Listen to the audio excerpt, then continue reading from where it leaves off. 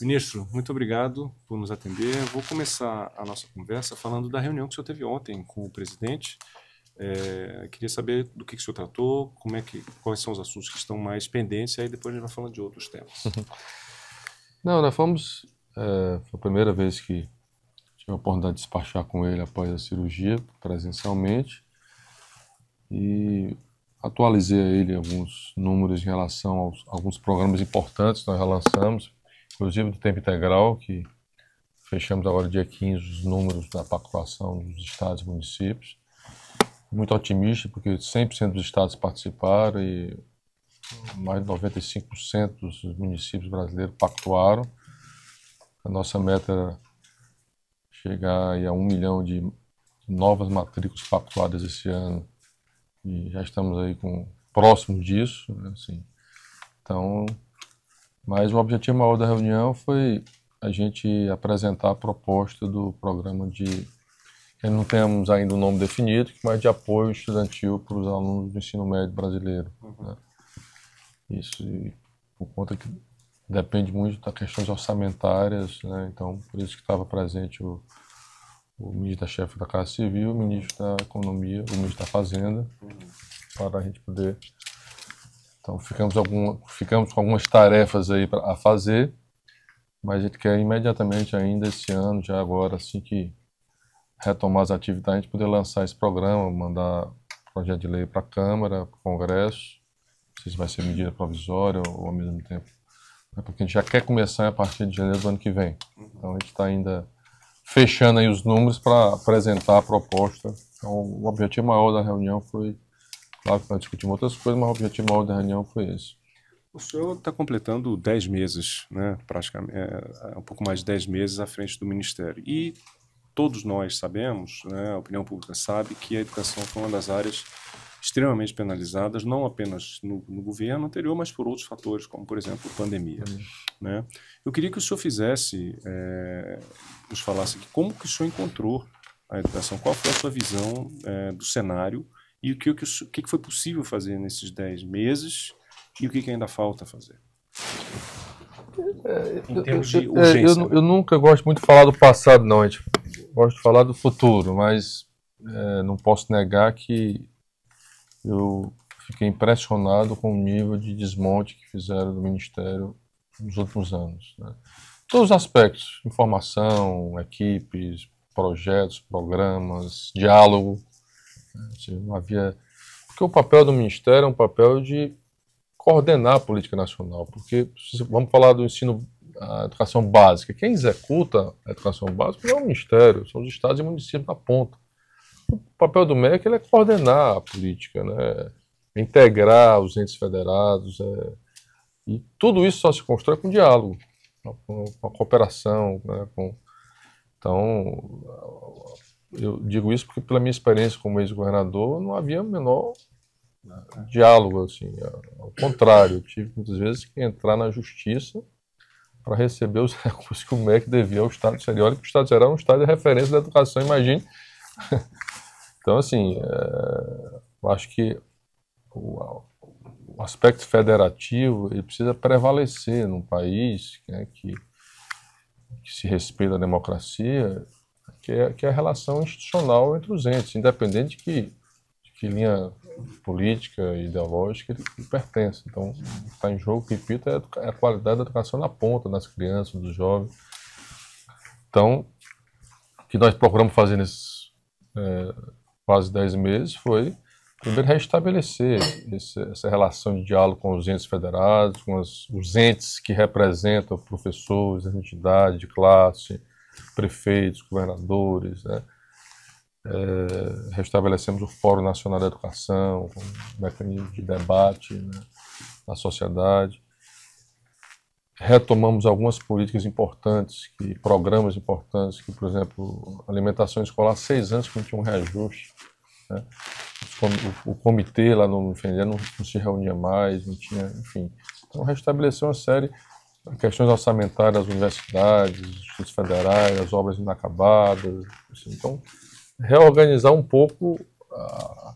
Eu acredito muito que qualquer gestão ela precisa ter planejamento, ela precisa estamos concluindo agora o nosso planejamento estratégico até o final de 2027, né? O que é que nós queremos, quais são as nossas metas até o final de 2026, né? Nós precisamos ter isso muito claro, porque a educação, os resultados da educação, elas não são imediatos, ela é um processo, então, ninguém faz gestão na educação de forma midiática, ou de forma com planejamento, com foco, com trabalho, né? E a partir do momento que a gente organiza um pouco esses programas, a estrutura do próprio MEC, o MEC ele tem uma estrutura que foi, vamos dizer assim, do ponto de vista pessoal, né? Falta da carreira de um profissional do MEC, falta de concurso público para profissionais, então abrimos concurso público, reestruturamos. Aqui teve área que, quando saiu os carros comissionados todos eles, praticamente só faltava fechar a porta. Então, isso é dificuldade de informação, dificuldade e construir os compromissos e as metas até 2026, ou seja, aí iniciamos o diálogo com a construção do que eu considero um dos programas mais importantes, que é o da alfabetização das crianças, né?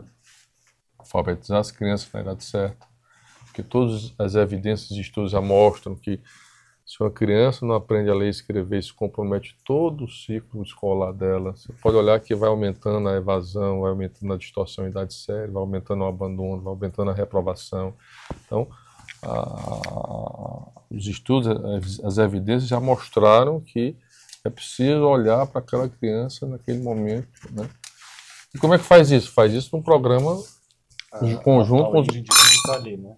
A origem de tudo está... Aliás, a origem de tudo está... Aliás, na infância, na primeira infância. É tanto que o comitê... Às vezes eu esqueço o nome, Comitê de Desenvolvimento Sustentável, né? É comitê o nome que chama? Que é o Conselhão. Uhum. Ele criou um grupo de trabalho agora para construir um programa robusto na área da primeira infância. Porque é o início ali que a criança está formando, formação do cérebro, precisa ter estímulo, precisa se alimentar bem. Por isso que o Bolsa Família implementou os R$150 para crianças até 5 anos e 11 meses. Né? Eu, quando era governador do Ceará, implantei esse programa lá, já dava um dos eixos do programa da primeira infância. Ele entra no ensino fundamental. Então, aqueles anos iniciais são fundamentais para... Então, esse programa, é claro que não é um programa que vem de cima para baixo. Ele precisou ser construído com os municípios e estados, até porque, repito, são eles que executam. Então, foram várias reuniões com representantes, com secretários estaduais, com secretários municipais, da Undime, do Conselho, formatar, apresentar a proposta, a governança do programa, os coordenadores municipais, estaduais, né? O apoio financeiro que o Ministério está dando, porque é o que eu digo. Porque vários estados também já tomaram iniciativas de implementar programas de alfabetização, né? Então, e esse foi um dos motivos que nos trouxeram aqui para o MEC pelo resultado do Ceará, pelas políticas que foram implementadas. Então, a nossa meta é transformar essa experiência numa política nacional para todos os 26 estados do Distrito Federal. Ou seja, essa é a nossa... Fizemos uma pesquisa pelo INEP com 250 alfabetizadores para definir o que é uma criança alfabetizada ao final do segundo ano de ensino fundamental, para a gente ter o parâmetro ali de partida, porque não tínhamos, né? Então, qual é o indicador do SAEP que vai dizer que essa criança está alfabetizada ao final do segundo ano? A partir daí, nós vamos agora medir anualmente municípios, estados, né, para estabelecer nossos resultados. Esse, para mim, foi um dos primeiros. Aí, nesse programa entra a questão de material pedagógico, formação, apoio financeiro, governança, avaliação. Nós vamos fazer avaliação de influência também, porque o SAEB, nós não podemos esperar a cada 2 anos de fazer uma avaliação. As avaliações elas precisam ser mais periódicas, né? Então, se vai ser semestralmente, vai ser de 6 meses, vai ser anualmente, nós vamos financiar isso para poder, até para você fazer as correções de rumo. Esse estado aqui, essa região, esse município não está bem. Então, mas em que estado está esse programa? Já está implementado. Já está implementado em todos os municípios? Não? Nós já estamos com todos os 100% dos estados aderiram e quase 9% dos municípios já aderiram. ao compromisso nacional para a pessoa alfabetizada. Todos os coordenadores estaduais já foram escolhidos, são 2 por estado. Está sendo definido agora todos os coordenadores regionais e municipais, porque quem define isso é o município, é todo um processo de passo de capacitação, formação e tal.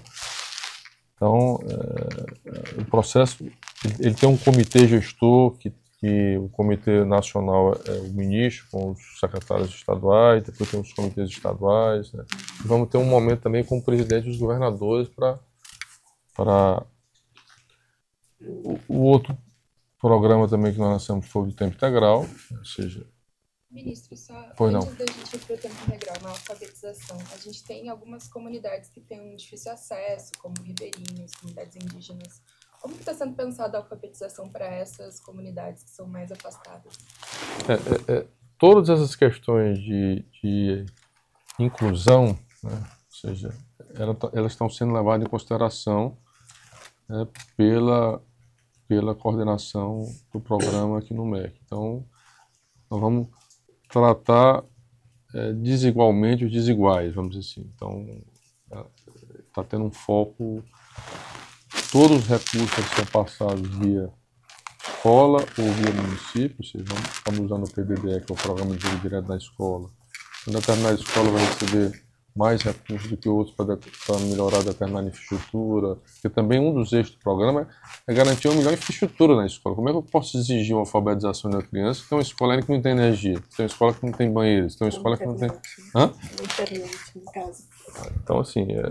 Tinha até uma parceria, né, com o Ministério das Comunicações, não, aí, da internet. Porque eu falo aqui do tripé, né, que o primeiro é a alfabetização, o segundo, o tempo integral, e o tempo integral, e nisso tudo envolve formação de professores, porque esse eixo da formação de professores, para mim, é um dos eixos mais importantes, porque se a gente for olhar o último ENAD, a formação inicial de professor de licenciatura, todas foram abaixo de 5, numa escala de 0 a 10. Pedagogia, 3,6. 86% dos cursos de pedagogia é AD, assim. Então, é esse professor que está indo lá para a sala de aula, então nós precisamos corrigir isso, né? Então, não só a formação inicial, que são nas universidades, mas a formação continuada, né, que o MEC precisa... Então, só esclarecendo, os 3 eixos, o tripé é a alfabetização, tempo integral, e formação de professores, é isso? Não, dentro de cada um aí vem mais o tempo integral, porque o compromisso do presidente Lula, mas também por compreender que a escola, o tempo integral é uma escola que tem melhores resultados, ela dá mais oportunidade para a criança, para o jovem. Uma das nossas metas aqui é reduzir os índices de abandono e evasão escolar. Então, a gente precisa se sentir com vontade de ir para a escola, precisa se sentir bem na escola. Uma escola acolhedora, uma escola criativa, uma escola que as pessoas recebam bem, uma escola que ele possa fazer lá um curso informático. Por isso que a escola em tempo integral ela tem um aspecto de você, além de acolher a criança, a alimentação, você poder fazer uma prática esportiva, uma prática cultural, um reforço escolar, né, uma área de ciência e tecnologia, enfim, você... E a comunidade acadêmica que define qual vai ser o perfil daquela escola. Então, para nós, esse segundo eixo de transformação... E tem um aspecto social para mim que para mim, uma das maiores políticas de segurança, de prevenção à violência que um país pode ter é implantar a escola em tempo integral. A meninada fica o dia na escola, faça refeição. Então, assim. E no ensino médio, nós estamos estimulando que essas matrículas em tempo integral sejam técnicos profissionalizantes, ou seja, nós precisamos aumentar o número de... Nós fizemos agora a pesquisa da questão do novo ensino médio, 80% dos meninos que responderam querem educação técnica profissionalizante, né? Por mim, o grande ensino médio brasileiro era fazer o ensino técnico profissionalizante. E agora, com essa nova política nacional que foi aprovada agora no Congresso, nós temos 2 anos para implementar, fala sobre a política nacional de educação profissional, as disciplinas do ensino técnico vão poder ser aproveitadas no ensino da graduação. Porque muitas vezes o menino, não, eu quero ir para a universidade, não estou a fim de fazer o ensino técnico, porque eu vou perder tempo na cabeça do menino. Então agora não, ele vai poder, eu vou fazer, ele já sai com o diploma de uma formação profissional do ensino médio, e se quiser ir para a graduação, ele vai, e ainda vai aproveitar a disciplina dele. Então é um estímulo para esse jovem, porque no primeiro ano do ensino médio é o maior número de abandono, né? Evasão escolar, reprovação é no primeiro ano do ensino médio. Então, por isso que a poupança e a bolsa é uma forma de estimular. Você tem que ter vários mecanismos para estimular. Você tem que ter uma boa escola, uma boa estrutura, uma escola integral. Você vai olhar, comparar evasão e abandono e reprovação na escola tempo integral com a escola regular, é impressionante. É quase nenhuma a evasão ou abandono na escola tempo integral, claro, com uma boa estrutura. Então, assim, os resultados do IDEB são melhores. Então, por isso o foco. E precisamos cumprir uma meta do PNE. O PNE, que preveu que até o final de 2014, 10 anos, né, o Brasil tivesse 25%, 2024, são 10 anos de 2014, tivesse 25% das matrículas na educação básica de tempo integral. Para a gente alcançar essa meta, a gente precisa de 3.600.000 matrículas a mais. Por isso, a gente tem uma meta de 1 milhão de matrículas esse ano, 1 milhão. A gente alcançar uma meta que era para cumprir ano que vem. Né? Claro que teve a pandemia, teve uma série de motivos. Então, economia. E o terceiro ponto, sim, que a gente faz parte, é a conectividade. Ou seja, hoje o mundo, né, não tem mais retorno isso, e a pandemia aumentou a rapidez disso, as pessoas estarem conectadas, ou seja, mas não é uma conectividade simplesmente eu levar uma internet para a escola, é fins pedagógicos, é usar a ferramenta da tecnológica para aperfeiçoar a aprendizagem desse jovem, dessa criança. Dentro de uma lógica da formação do professor e dentro de uma lógica que eu considero fundamental, que se chama cidadania digital. Ou seja, a gente sabe os riscos que é hoje as plataformas digitais, da internet, esse mundo da internet. Então você precisa, é uma forma de você aproveitar a tecnologia para aperfeiçoar a aprendizagem da criança, do jovem, melhorar a formação, né, do professor e melhorar a gestão escolar. Você pode hoje, com o meio tecnológico, controlar melhor a frequência, as notas, enviar mensagem para os pais mostrando as notas do aluno, saber se o aluno faltou a aula, comunicar com a família, a busca ativa. Então, você usar também isso com uma boa gestão escolar. Né? Então, eu sempre digo que uma gestão ela não pode. Ela tem que ter então, nós estamos com essas 3 metas, ou seja, eu quero que ao final de 2026 a gente consiga, claro que vai ser impossível chegar a 100% das crianças, nós inclusive vamos estabelecer a meta agora com os estados e municípios, a meta para 2026, ou 2024, 2025, 2026, nós vamos chegar, não, de alfabetização, estamos definindo, a meta de matrícula nós já definimos, são 1 milhão por ano, e 600.000 em 2026, chegar a 2026 com 25% das matrículas. Queremos chegar mais, mas pelo menos cumprir o que o PNE está dizendo. E todas as escolas públicas estarem conectadas, né, até o final de 2026, com fins pedagógicos, com equipamento, com plataforma digital pedagógica em cada escola, enfim. Então, claro que, repito, esse tripé tem uma série de ações que vão agregando aqui. Por exemplo, o parque agora das obras. Nós lançamos um edital que todas as obras agora nós temos que ser escolas de tempo integral. Por quê? Porque está conectado aqui com o programa de escola de tempo integral. 12 bilhões, né? Foi a primeira etapa, né? Na verdade, o PAC da educação são 35, 36 bilhões e meio. Então, nessa primeira etapa, a gente lançou 50% das obras da educação básica. Nós vamos agora, o presidente vai lançar agora dos investimentos na educação superior, né, estudos federais e universidade. E a segunda etapa será depois que os novos prefeitos... Né, Ministro, nessa questão do ensino profissionalizante, os institutos federais também cumprem um pouco esse papel, né? Como que vai ser feito? Vai continuar tendo esse investimento no Instituto Federal? Ele vai contar como um ensino profissionalizante também? Sem dúvida. Hoje existe um compromisso de 50% dos alunos federais sejam em nível técnico, a outra parte seja tecnológicos ou licenciaturas e nível superior. Nós estamos querendo agora que pelo menos 80% agora seja nível técnico, seja aluno, ensino médio e nível técnico.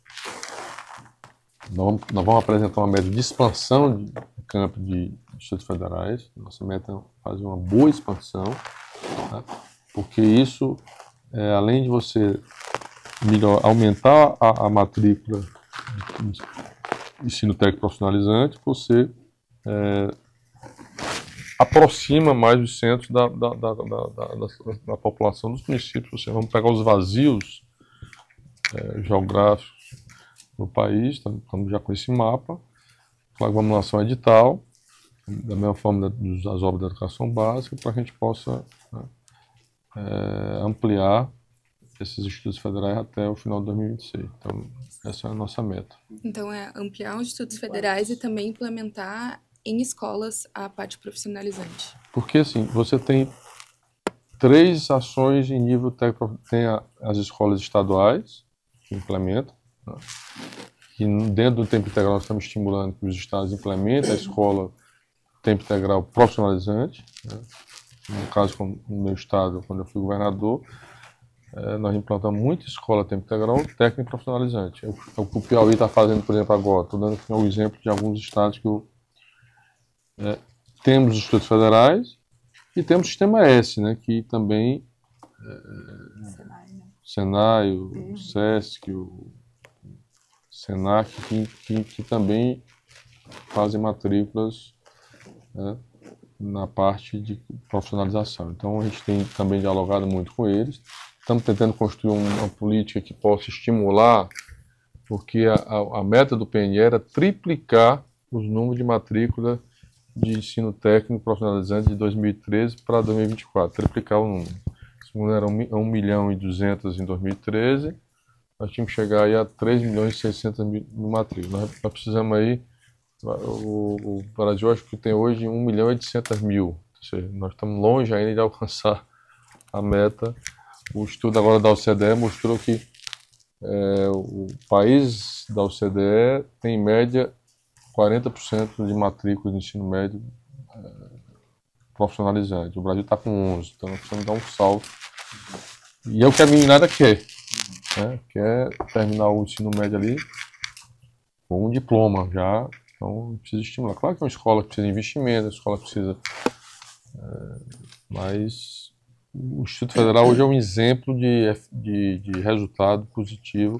Se for fazer uma estratificação dos dados do IDEB ou das escolas técnicas, são nível de país do primeiro mundo. Claro que você tem uma seleção para entrar, então, mas são escolas hoje que tem a qualidade da escola é muito boa. Então, a gente quer o esforço aí.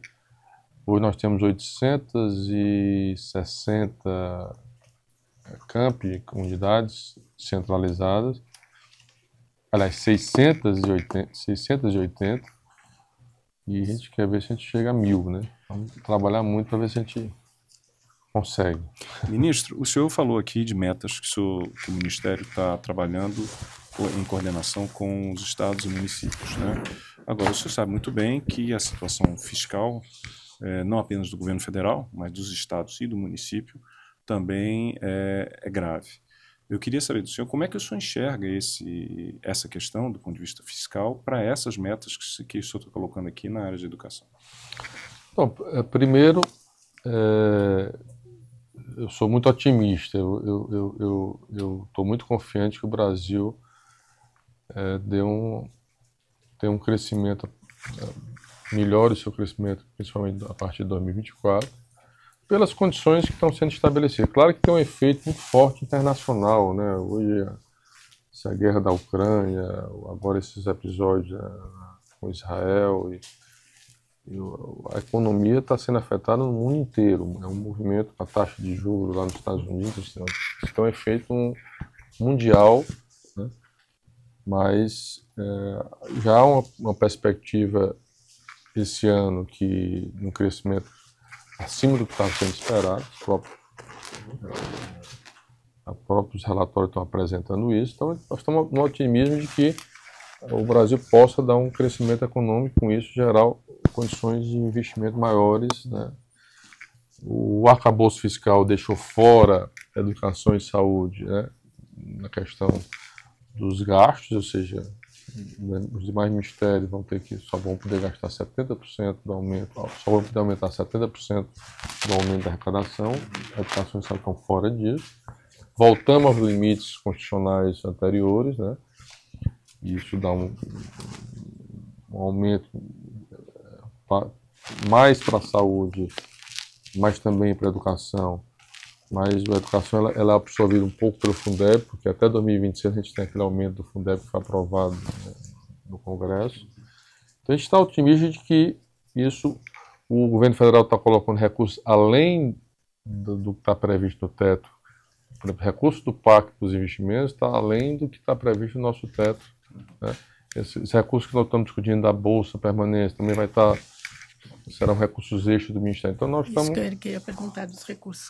Já tem uma definição do valor que vai ser para 2024 para essas bolsas? Quantas bolsas vocês... o senhor conversou com o presidente sobre quantas bolsas vão A gente ser apresentou vários cenários. apresentadas? Vamos ao cenário usando todo o CAD único, todos os alunos, né? O cenário usando a Bolsa Família. Então, para cada cenário você tem ali reflexo de valor, cenário de valor diferente, porque vai ser, a ideia é pagar um valor mensal e ao final do ano uma poupança. Então, ele recebe ali... Dois recursos.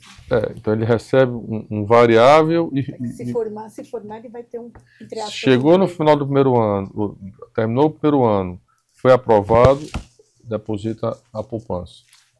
Vão ser 5 mil ou não vai ser mais? Não, Faz perguntar, mas faz parte. deposita a poupança. Então aí ele se matriculou no segundo ano, vai recebendo, chegou no final do segundo ano, recebe a poupança. Então é uma forma de... E no terceiro ano ele pode resgatar tudo e ele vai poder ali ter um recurso para iniciar alguma atividade que ele queira de trabalho, pagar uma faculdade, enfim, é uma forma de você, né, e ter o seu dinheirinho, ter o seu cartão, ter seu conta no banco, saber o seu rendimento da poupança, enfim. Então, é todo um estímulo que vai... O senhor mencionou, né, e não é a primeira vez, muitas vezes quando se fala do seu trabalho à frente da educação, menciona-se o Ceará, e o senhor falou do Ceará aqui novamente. Eu queria saber quais são os princípios que o senhor aprendeu ou guardou na sua experiência no Ceará que o senhor está trazendo para o nível federal. Ou não é possível comparar? Quais são as diferenças e semelhanças? O primeiro, regime de colaboração. Se não houver aí a participação dos estados e municípios, você não consegue avançar. Ou seja, a liderança do governador, a liderança do prefeito, a liderança do secretário, ela é fundamental. Você está convencido, né? Eu sempre digo que toda política, toda ação é decisão política. Então, houve uma decisão lá atrás, política do Ceará, de que nós vamos fazer da educação uma prioridade e uma política de Estado e não de governo. Porque independente de que você não pode ter descontinuidade. Talvez o resultado que o Ceará alcançou é porque não houve nenhuma descontinuidade ao longo, né? E o empoderamento das pessoas, ou seja, o primeiro reconhecimento dos resultados, o professor ser reconhecido, a escola ser reconhecida, o município ser reconhecido, essas escolas são premiadas por isso, né? Quando o Ceará decidiu que a divisão do ICMS teria parte com um indicador de resultado da educação, que virou inclusive uma política nacional, porque hoje é lei nacional, porque ela tem vários estímulos aí. Ela tem um estímulo de que o prefeito sabe que se o seu município tem um resultado, ele vai receber mais dinheiro. Então, isso mexe também Mas o mais importante é o empoderamento e a autoestima das pessoas. É impressionante que as pessoas se sentem orgulho quando o seu município tem uma escola nota 10, tem uma escola que melhorou. Saber que chegou até o melhor IDEB do Brasil sendo uma escola do Ceará. Sabe? Então, assim, é algo que isso mexe com a autoestima das pessoas e isso vai envolvendo. Dificilmente hoje independente de mudança de gestor política, essa política terá descontinuidade porque as pessoas não vão deixar. Então, uma das coisas importantes, por que eu tenho ido nos estados, conversado com o governador, articulado, fazer reunião, paixão, para exatamente, se não tivesse. E às vezes é fácil, não vou dizer que é fácil, mas é interessante quando eu vou conversar, porque lá no Ceará teve resultados. Você sabe que eu fui governador, sabe que eu fui. Então, é algo que mais factível para você ter um diálogo e mostrar, olha, esse é o caminho. Claro que respeitando cada estado, a especificidade de cada município, de cada região. A região norte é diferente da região nordeste. Então você tem que respeitar isso. Eles é que tem que ser os protagonistas, não o MEC. Nisso eu senti a sensibilidade dos prefeitos e governadores nessas conversas. Todos empolgados. Tanto que eu fiquei impressionado que a adesão a esse programa foi quase 100%, quase 99% dos municípios aderiram. 100% dos estados. Assim, nós temos a quantidade de municípios que nós temos, desde o pequenininho até o grande aderiu ao programa. Isso mostra aí a vontade, né, o esforço. Mas é isso. Nós temos que. O MEC eu não quero que o MEC seja o protagonista disso. Quem tem que ser o protagonista é lá o município, o estado. O papel do MEC é apenas coordenar esse processo, a governança disso, é apoiar. Ele tem que acontecer lá na ponta. Você citou o Piauí, não é isso? Como que depois segue essa linha que o Ceará seguiu. Que outros estados? O Espírito Santo. Cada um tem algumas especificidades também. Pernambuco, ele apostou muito na escola tempo integral do ensino médio. Né? Ele é quem tem o maior número hoje de matrículas. Né? Está entre os primeiros do IDEB no ensino médio. O Espírito Santo também apostou muito também no ensino médio. Está apostando muito agora também no ensino fundamental, porque a lógica, porque é o seguinte, o governador, a responsabilidade no estado é do ensino médio. O ensino fundamental, na grande maioria, é do município. Mas o que acontece? Se esse menino no município não faz um bom ensino fundamental, ele já chega ruim no ensino médio. Então, qual foi o grande segredo lá, quando se iniciou isso social? Não, vamos aqui fazer um pacto com os municípios, por isso o regime de colaboração é importante. Vamos fazer um pacto com os municípios, vamos apoiá-los no material pedagógico, né, didático, com formação, com premiação, para que esse menino possa ter melhorar o seu resultado, porque ele já vai chegar melhor que no ensino. Imagina o esforço que eu vou fazer para recuperar esse menino quando chegar no ensino médio, depois de 9 anos no ensino fundamental. Então, esse foi o segredo. Não, o menino, hoje o Estado já está entre os primeiros do ensino médio do Brasil ao Ceará.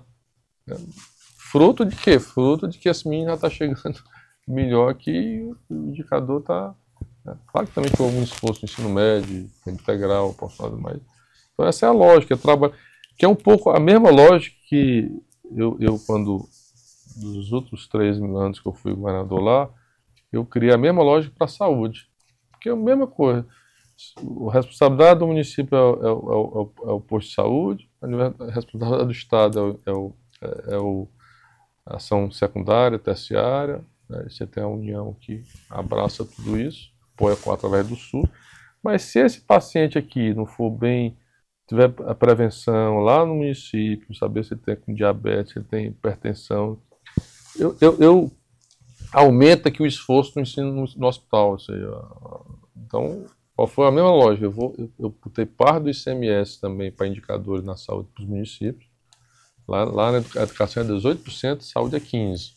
Então, 3 indicadores simples: mortalidade infantil, acidente de trânsito, que é o que mais hoje gera demanda hospitalar, e problemas cardiovasculares. Então, se você melhorar esse indicador, como é que você melhora? Atenção primária, lá na ponta, no posto de saúde. Aí eu premio o posto de saúde, faço a premiação no final do ano dos melhores municípios, ele recebe. Então essa lógica que nós vemos na federação, o país. As coisas acontecem lá no município, onde a população está mais perto do prefeito, do vereador, do secretário e tal. E quando você vai para o Estado, ele está mais distante. Vai para a União, então, o papel da União é ser Tô falando demais, né? Não, de forma alguma. De forma alguma. Eu ia perguntar uma coisa. Seus planos, a gente pode voltar sem dúvida para um tema tão rico como educação, que a gente vai levar tempo, tá ótima conversa. Mas em relação ao futuro, o seu nome já aparece como um dos importantes, né, players, usando o nome que se diz por aí, numa candidatura a vice ou mesmo a presidência. O senhor pensa nisso? Sinceramente, eu vou ser muito sincero, eu nunca imaginei ser governador do meu estado. Eu cheguei a ser governador e também não contava em ser ministro. E eu considero, para mim, um dos ministérios mais importantes da nação. Acho que país que não olha para a educação, um país que não olha para a educação, ele não vai ter sucesso. A história já mostrou isso. Você vê a grandeza de um país pela educação. Então a minha e olha que eu passei 8 anos, foram 8 anos muito difíceis, principalmente dos últimos 4 anos ser governador de um estado que era praticamente boicotado pela União. Nós fomos boicotados aqui por tudo, né? Então o esforço que nós fizemos para manter que eu considero um crime federativo, porque tem que ter um respeito à democracia, aos resultados das urnas. Da mesma forma que eu respeito o presidente, mesmo que ele não seja o ex-presidente, que ele não seja alinhado politicamente, eu respeito os prefeitos lá também que não são alinhados comigo na época que eu era governador. Então tratavam todos, né, de forma republicana, de forma... Então acho que isso é importante na política. Mas respondendo a sua pergunta, meu objetivo agora é procurar dar minha contribuição aqui. Eu sempre digo que nós estamos aqui numa passagem. O governador, passei, dei minha contribuição, vem outro. Então, o que eu quero aqui é deixar uma contribuição para a educação que eu acredito que é o grande caminho para o nosso país. E qual vai ser a sua marca nesses 4 anos? Eu quero chegar ao final dos 4 anos melhorando os indicadores da educação do país. Porque são vergonhosos. Você vai olhar o PISA do Brasil, comparado. É um negócio assim... Você fica... Então, assim, nós vamos agora fazer o PISA, que foi uma das coisas que eu mudei agora, que o PISA é nacional. Ah, o Brasil atingiu a nota, sim, mas onde é que está o problema no Brasil? O Brasil que é tão desigual. Agora vamos fazer o PISA por estado, para a gente saber, olha, esse estado precisa melhorar, aqui a região tal para a gente poder identificar onde é que está a gente focar para a gente ver. Então, se a gente faz o IDEB municipal, estadual, porque não podemos fazer um PISA certificado? Eu ia perguntar, né? Eu queria eu não sei se respondeu. Eu acho que eu vou perguntar daqui a pouco.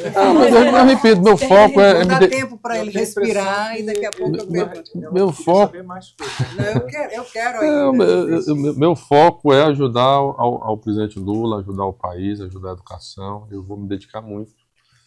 Eu tenho esse problema. Quando eu entro no negócio, Entendi. É prioridade agora. É por isso que quando ele vem me convidar, eu não vou... Já te convidou? Não, ele vem me convidar para ser ministro. Ela está em busca de um lead, ministro. Ele também. Quando ele me convidou para ser ministro, eu tinha... Sim, porque foram 8 anos muito... Eu tinha um mandato de senador e tal, mas eu decidi porque eu achava que era uma obrigação minha dar uma contribuição para o meu país. Então, é o que eu vou procurar fazer. Tá? Essa é a minha meta nesses... Eu queria voltar a um ponto que o senhor mencionou no começo da conversa, que é relativa à formação dos professores. O senhor mencionou o censo do ensino superior, que foi divulgado na semana passada. O senhor mostrou o senhor se manifestou em relação a 2 pontos. O crescimento estrondoso do ensino à distância. E o senhor tomou cuidado que não é o caso de demonizar o ensino à distância, mas é um ponto importante, o senhor pode falar também. Mas o que o senhor mostrou muito preocupado, e o senhor falou aqui novamente, sobre a formação dos professores. E aí vem a pergunta, o que o Ministério pretende fazer para atacar esse ponto especificamente? Nós já estamos há alguns meses conversando com as universidades, tanto públicas como privadas, porque todas as duas formam professores, para a gente fazer mudanças. Acho que uma delas a gente tem que garantir, no mínimo, formação de licenciatura presencial. Não tem como você deixar 100%, insistir. Como é que você quer um professor que não tenha uma experiência em sala de aula, uma experiência de... Como é que você quer um enfermeiro hoje formado? 40% das matrículas de enfermagem hoje no Brasil é AD. Nós suspendemos isso. Então, assim, nós precisamos identificar quais são as disciplinas que podem... Porque a EAD facilita a vida das pessoas, não estamos sendo contra o EAD. Hoje em dia, uma pessoa que precisa trabalhar, tem que se deslocar todo dia, e tem determinadas coisas que ele pode fazer EAD. Né? Chegar à noite em casa, no final de semana, a vida, infelizmente, é a vida de muita gente nesse país. Então, a EAD facilita a realização de um sonho de muita gente. Agora, nós precisamos garantir a qualidade desses cursos. Então, que eu acho que está um pouco fora E é responsabilidade do MEC isso. Portanto, o MEC precisa ter uma estrutura melhor, maior. Nós estamos pensando em criar uma agência reguladora aqui, né, que possa... específico para isso. Porque 85% ou mais, aliás, em 2022, 96% das matrículas de ensino superior foram privadas. Né? Então, a grande maioria hoje é privada, então precisamos regular isso. Quem é que regula? O MEC. Precisa de mais fiscalização? Precisa de melhor estrutura, então, para poder cumprir esse papel A dele. universidade quer um professor para cada 2.000 alunos. Isso, o senhor vai atacar isso também? Vamos. Agora, claro que ninguém faz isso. Isso tem que ter um processo de diálogo, de construção. Né? Nós suspendemos algumas autorizações, vamos mudar alguns decretos presidenciais, vamos propor ao presidente mudar alguns decretos em relação a isso, a EAD. Aí teve aquela pergunta naquele dia, mas vai faltar o aluno que queira? Eu falei, não, nós temos hoje 11 milhões de matrículas que foram ofertadas EAD no Brasil em 2022. Nós só ocupamos desses 11, 3 milhões. Nós temos aí, aliás, não, 17 milhões foram EAD. Das 22 milhões ofertadas, 17 milhões foi EAD. Dessas 17 milhões, nós só ocupamos menos de 4. Ou seja, nós temos aí 13 milhões ou 14 milhões de matrículas ociosas em EAD. Então não vai ser um problema, vai faltar matrícula. Nós queremos agora dar vamos dar uma estancada aqui, vamos avaliar a qualidade desses cursos, licenciatura, principalmente, vamos focar em licenciatura, nos nossos professores que estão indo para a sala de aula, né? Criar uma linha do FIES que eu possa estimular a licenciatura, né? Ou seja, que vamos subsidiar a parte, vai pagar menos, né? Vai estimular que o professor faça um bom curso presencial, aliás, um jovem faça um bom curso de licenciatura presencial. Então nós estamos com uma série de propostas aí que já estamos com o relatório pronto, né, desse grupo que vem trabalhando, ouvindo universidade, ouvindo especialista, para a gente definir essa política. Nessa linha, mas uma outra curiosidade em relação à restrição, à criação de novas faculdades de medicina e direito. Qual a sua visão? É importante deixar muito claro, porque houve uma moratória em 2018, né, que nós suspendemos essa moratória.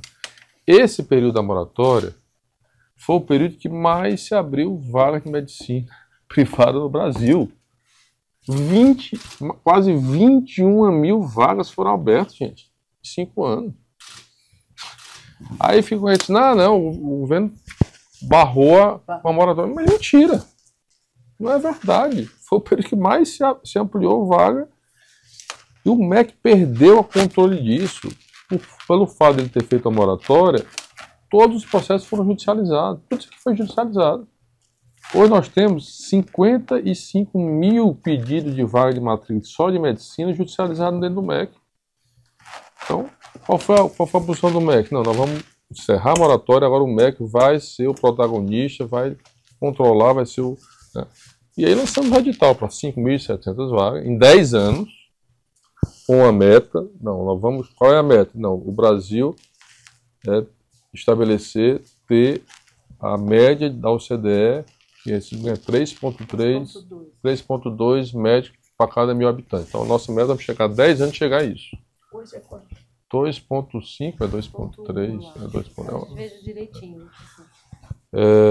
Então, hoje é 2,3, por exemplo. Então, aí vamos lá, onde é a região que não é, aí, pegando as regiões de saúde do país, onde é a região que não tem 2,3 a média? São essas regiões que vão ter as faculdades de medicina. Então, critério claro, transparente, objetivo. Não vai ser porque na minha cidade que eu quero ter um curso, não, vai ser porque lá tem uma necessidade de desconcentrar e descentralizar o curso. Outro aspecto, precisa ter infraestrutura para ter um curso de medicina, né? Então, só vai poder ter em cidades que tem um hospital de tantos leitos, de infraestrutura e tal. Então, essa cidade já tem curso? Tem, então não vai ter mais. Então, foi definido um pouco isso com critério, estabelecendo critério, transparência, método, a edital foi lançado. Foi lançado, tem um prazo para as instituições se inscreverem. Havia uma crítica muito grande, uma cobrança, porque havia uma concentração desses cursos em poucos grupos, né? Então, a ideia é que cada um só pode ter no máximo 2 cursos nesse edital ofertado, 2 propostas, enfim. Então, fazer uma coisa muito competitiva e transparente e saber, não, a meta é essa, nós vamos chegar a essa meta, é esse indicador, o que é que vai ser nessas regiões por isso, para deixar muito, é isso que nós fizemos. Ministro, mas é bom acabar com esse negócio o governo passado fez uma moratória e agora esse governo quer abrir. Não, ao contrário. Nós estamos para abrir exatamente para controlar que não haja o que aconteceu, senão ia continuar as 55 mil vagas aqui para ser decidido aqui dentro do MEC sem nenhum critério, só por decisão judicial. Então, não, agora temos critério dentro do programa Mais Médica, dentro E a pressão é grande. E esse aumento sem residência médica, o grande problema hoje na formação do médico no Brasil, a gente precisa pensar na qualidade, é residência médica, que não tem. Então, como é que eu amplio? Nesse edital, um dos critérios é ter residência médica. A pontuação, nós aumentamos a pontuação, além de ser obrigatória, ela vai ter, a instituição que vai ganhar uma pontuação maior se ela ter maior número de residência médica. Né? Focar em que tipo de profissional que estou precisando no Brasil. Né? Nós temos problemas hoje em algumas áreas. Pediatria é uma área difícil, ninguém quer. Então você precisa estimular ali, focar. Ministro, e o senhor falou agora da questão da residência, e um dos maiores incentivos da residência é a questão da bolsa, né? As bolsas de iniciação científica, enfim. O governo teve essa promessa de reajustar as bolsas, que foi cumprida, foi reajustado depois de 10 anos, né? E agora a gente teve um bloqueio na verba da CAPES de 116 milhões, e existe um medo dessas partes, dessas entidades, de que se tenha bloqueios maiores ou que no próximo orçamento, eles alegam que também o orçamento da CAPES já está menor do que foi esse ano. O que o Ministério está pensando sobre isso? Assim? Não, primeiro, é bom lembrar que nós fizemos, a CAPES teve um aumento de orçamento. Se eu pegar o orçamento executado de 2022 para 2023, ele teve um aumento de quase 55%. Eu acho que nunca isso aconteceu na história, um aumento tão grande para um órgão. Né? O comitê que gerencia a questão governamental das finanças governamentais, esse segundo semestre, houve uma queda de arrecadação no país. Então, a junta, ele orienta e determina que tem que haver alguns cortes para exatamente manter o equilíbrio e as metas fiscais do país. Então, houve a orientação, e o que nós orientamos, uma parte realmente foi bloqueado, ou seja, foi 60 ou foi 50 milhões? 50 milhões, e o restante foi contingenciado, podendo voltar. E não foi só da CAP, não, várias. Contanto que nós não prejudicássemos nenhum programa que nós fizemos aqui. Nós não vamos prejudicar nenhum programa e cortar onde precisa ser, onde nós podemos cortar que não prejudique. Na área meio, você reduz aí as viagens dos nossos internacionais, as viagens. Então você vai tentando focar, gestão é isso. Então a nossa orientação à CAPES foi, nós vamos ter que bloquear aí 50 milhões, contanto que não prejudique nenhuma política, né? Então vamos lá na área meio, na área de gestão administrativa, vamos ver onde é que então, o papel deles era fazer isso. E se você for olhar, representa 0,92% do orçamento do MEC. Então, e o compromisso é não prejudicar nenhum programa de bolsas. Programas finalísticos não serão prejudicados nenhum. Então esse é o nosso compromisso, né, que a gente tem procurado fazer isso dentro das decisões do que é prioridade e o que é. Mas cada gestor tem hora que você tem que diminuir ali o gasto, né, do combustível, do telefone, da viagem, da diária, para poder não prejudicar nenhum meio finalístico de nenhum programa. Então é isso que nós estamos procurando fazer. E esperamos que, claro, que o Brasil se recupere aí na arrecadação e a gente possa retomar a normalidade. Ministro, o senhor comentou, ficou evidente aqui, dos desafios enormes que o Brasil tem pela frente na área de educação. E quando se fala muito em educação, comenta-se muito sobre o papel do governo, do poder público, União, estados e municípios. Agora, eu queria saber se a sua opinião sobre a ideia de que a educação também ela diz respeito à sociedade. A sociedade também tem um papel na educação. Você vê em países como, por exemplo, os Estados Unidos, onde as pessoas que passaram em determinadas universidades doam, né, fazem doações para as universidades, quer dizer, a sociedade civil tem um papel também, ou uma preocupação para a educação. O senhor enxerga isso no Brasil? O senhor acha que a sociedade brasileira poderia contribuir mais para mudar a educação, ou isso será sempre uma sina de governos? Não, sem dúvida. Principalmente, uma coisa que eu considero que é fundamental na formação, na educação de qualquer criança, qualquer jovem, é a participação da família. A família precisa estar envolvida acompanhando a sua criança, o seu filho. Você vê hoje que, estou aqui generalizando, mas você vê hoje que com esse acesso aos meios digitais hoje, às vezes tem pais que não acompanham o que a criança está olhando na internet. Às vezes o pai, para se ver livre do filho, dá o celular para ele ficar lá intertido, né? Então isso é uma coisa que eu acho que o envolvimento da família na formação educacional dos seus filhos é fundamental. Nós não podemos perder isso. Eu me lembro quando eu estudava muito, meu pai ia ajudar a fazer meu dever de matemática, ia me cobrar tabuada. Então essa coisa dos pais acompanharem ali de jogada para a escola hoje. Não podemos jogar a responsabilidade só para a escola. A escola é um momento que ele passa lá, não importa, a escola é que educa, não. O papel da família, o exemplo dos pais, né? A escola não pode ser um ponto também isolado ali, ela precisa ter sua integração com a comunidade, os problemas da comunidade, envolver projetos que possam envolver os nossos jovens lá na comunidade, na área ambiental, na área a gente vê esse problema da violência hoje também nas escolas, que fruto muito dessas questões das redes sociais, das plataformas digitais, que não tem regra, não tem punição.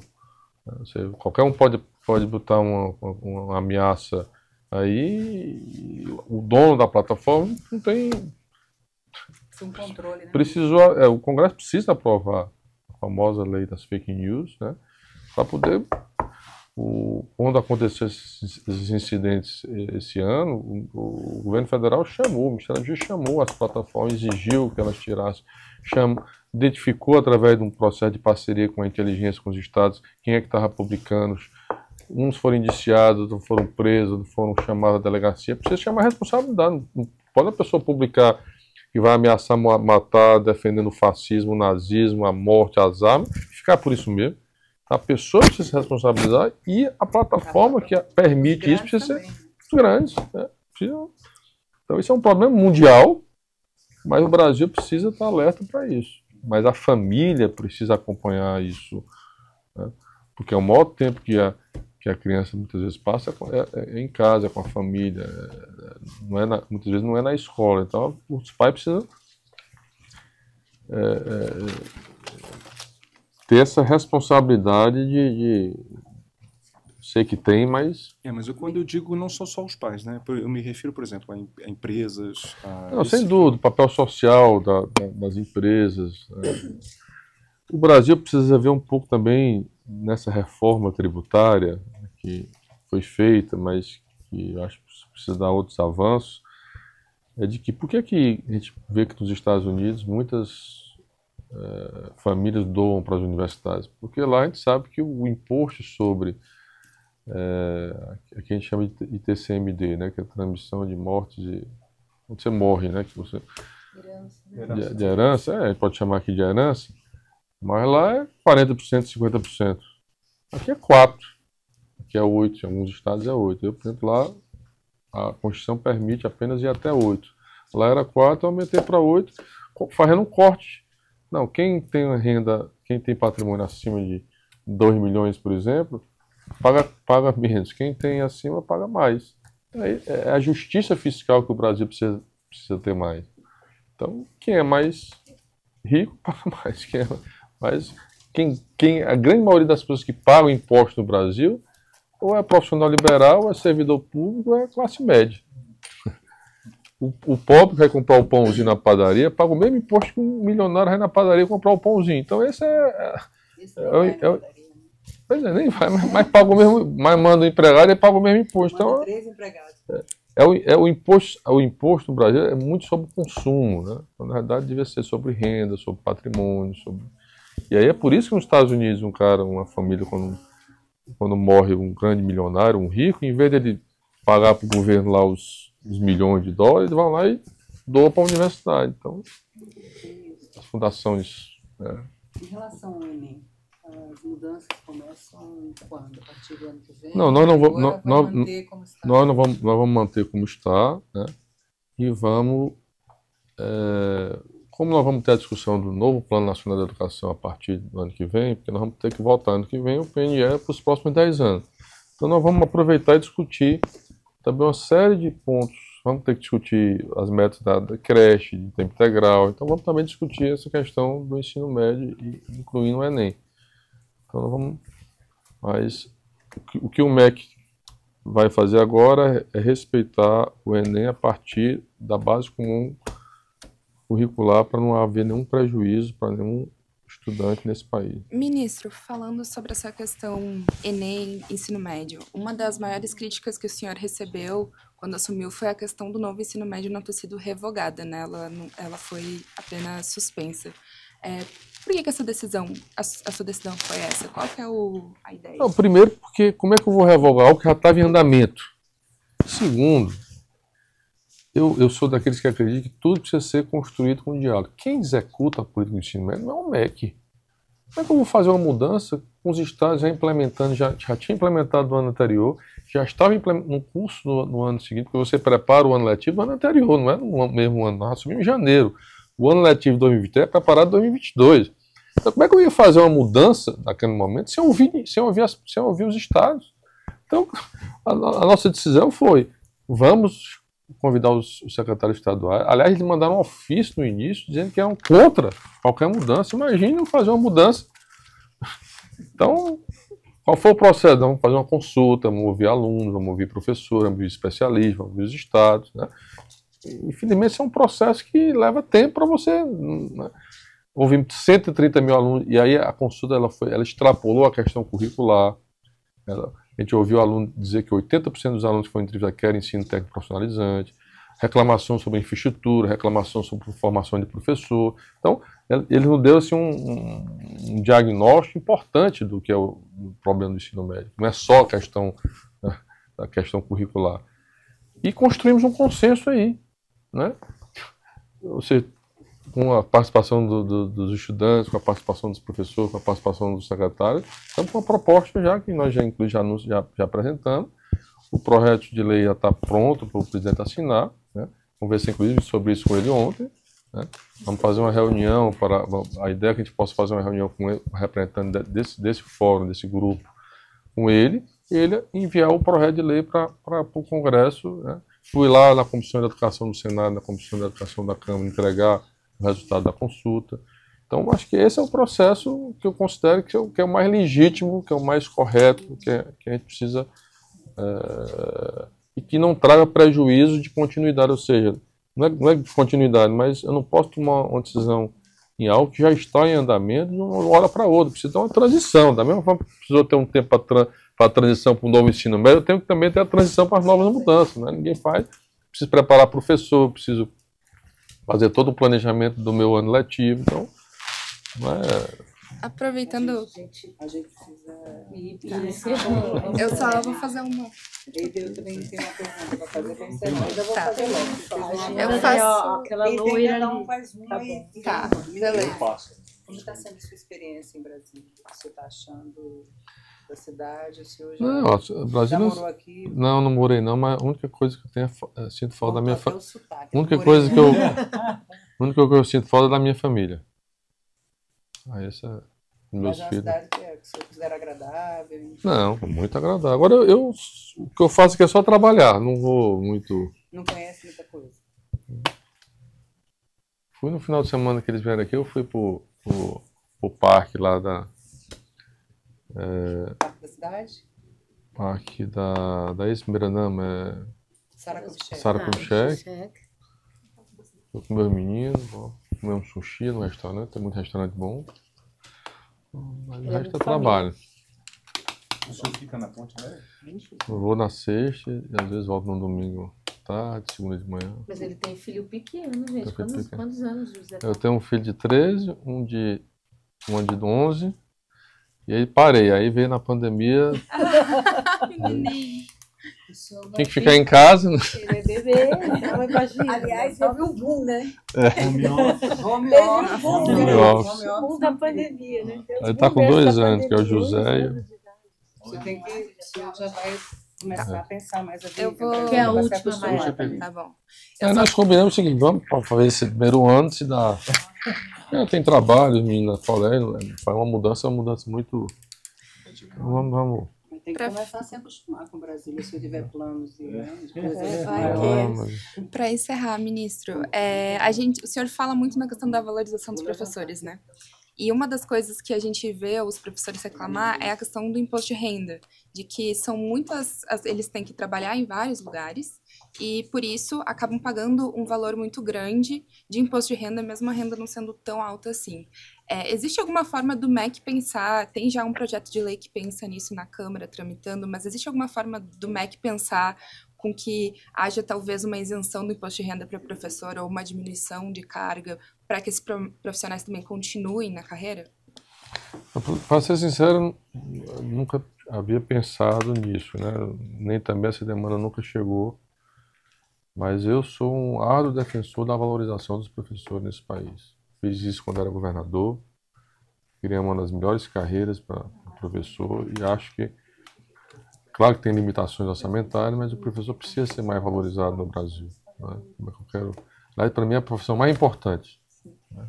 Então, é claro que a gente precisa... Acho que o grande avanço que o país teve foi a garantia do reajuste do piso, né, nacional, que tem... Acho que precisa ter alguns ajustes, porque eu também olho um pouco a parte do gestor. Né? Você não pode ter ano que tem um reajuste de 5% e ano que tem, como teve, de 33%. Então, você pega ali desprevenido um gestor que está com um planejamento orçamentário e vê um reajuste. Acho que precisamos ter um equilíbrio aí de reajuste, de valorização, com ganho real para os professores e tal, mas que também dê tranquilidade e equilíbrio para os gestores também não serem pegos de surpresa. Mas eu sou um defensor intransigente de que nós precisamos valorizar os professores. Aliás, é um problema, porque hoje nós vamos assumir agora o G20, que tem o grupo de educação. E é um tema que nós vamos trazer, nós escolhemos 2 temas, um deles é a valorização de professores. E é um problema hoje no mundo, as pessoas não querem ser professor. E às vezes vão para ser professor porque acham que não tem opção. Então, Nós precisamos criar mecanismos de estimular a importância. E aí, claro, que as pessoas querem uma profissão que valorize, que tenha um salário bom e tal. Então, valorização, respeito. Respeito. É possível, não é a minha pergunta, mas eu só... Qual é a sua pergunta? Mas assim, é que eu lembrei que no passado o professor ganhava que nem juiz, né? Isso pode ser uma realidade ou não? Piso numa panela. É difícil, né? O juiz... Era igual, né? O senhor é uma referência nessa área, o senhor tem um interesse direto nessa área. Desde quando o senhor considera a questão, a educação, uma prioridade de verdade, e isso passou a ser uma meta, uma bandeira sua? Eu fui professor já sempre foi uma área que eu sempre, um princípio de vida, eu sempre acreditei que a educação é o grande caminho para transformar a vida das pessoas.